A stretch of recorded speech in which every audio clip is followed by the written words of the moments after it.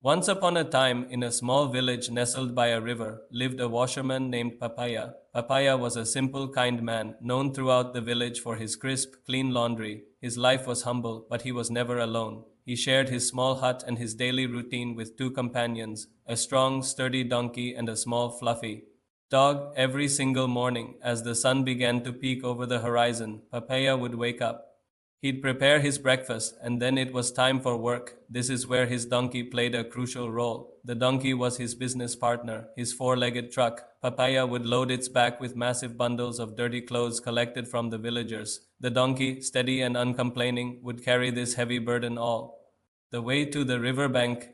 It was a tough job, walking for miles under the sun with a weight that would make most creatures grumble, but the donkey did it with quiet dignity. While the donkey was out toiling, the little dog had a very different life. It would stay back at the hut, sleeping in the shade or chasing butterflies when Papaya and the donkey returned. In the evening, tired and dusty, the little dog would spring to life.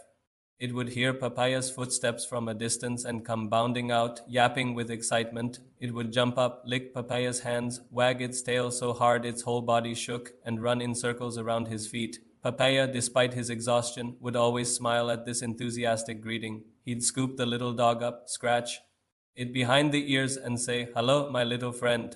Did you miss me?" He'd often share a piece of his chapati with the dog, letting it sit on his lap as he rested. The dog was his source of joy, a furry little ball of affection that washed away the day's fatigue. The donkey watched this scene unfold day after day from its corner in the yard, as it stood there, still burdened with the empty laundry bags. A bitter feeling started to grow in its heart. It thought, "I work so hard all day long. I carry heavy loads, I walk for miles, and I never complain. And what do I get at the end of the day? Just a pile of hay, but this dog, it does nothing. It just sleeps and plays and eats. And for what? For jumping and licking and making noise, the master treats it like a king. He pets it, talks to it, and even shares his food with it. It's not fair." The more the donkey thought about it, the more jealous it became.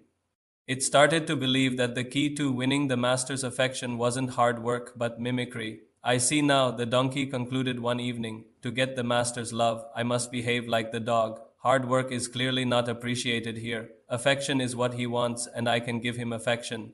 So the donkey hatched a plan. It decided that the next evening it would give Papaya the same kind of welcome the dog did.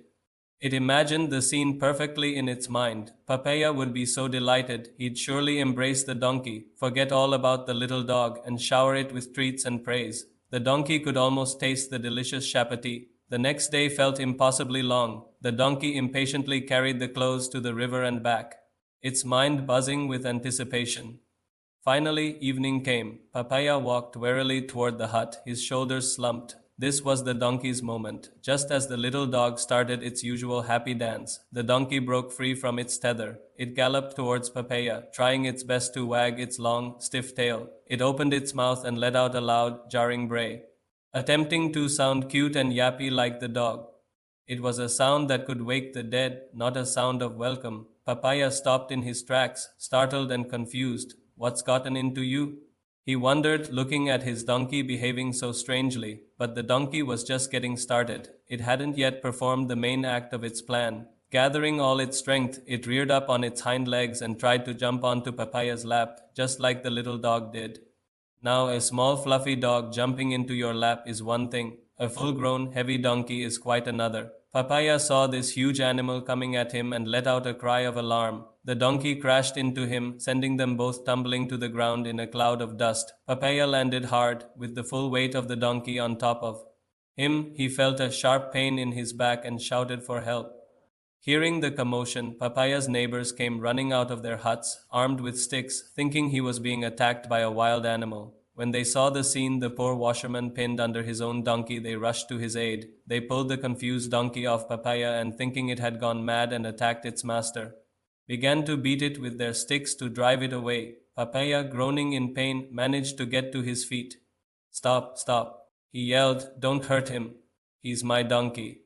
The neighbors stopped, and Papaya hobbled over to the cowering animal. The donkey looked at him with sad, confused eyes, its body trembling from the blows and the shock. It didn't understand. Its grand plan had ended in disaster. It had only wanted love, but it had received a beating instead.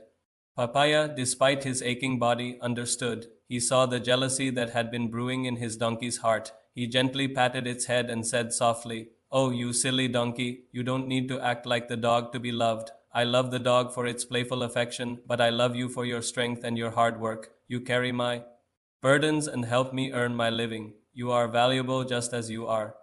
He led the donkey back to its shed, gave it fresh water and a generous portion of hay, and rubbed its back where the sticks had landed. The donkey finally understood. It couldn't be a dog, and the dog couldn't be a donkey. Each had its own role, its own nature, and its own special place in the master's heart. From that day on, the donkey never tried to be anything other than what it was, a hard-working, reliable friend.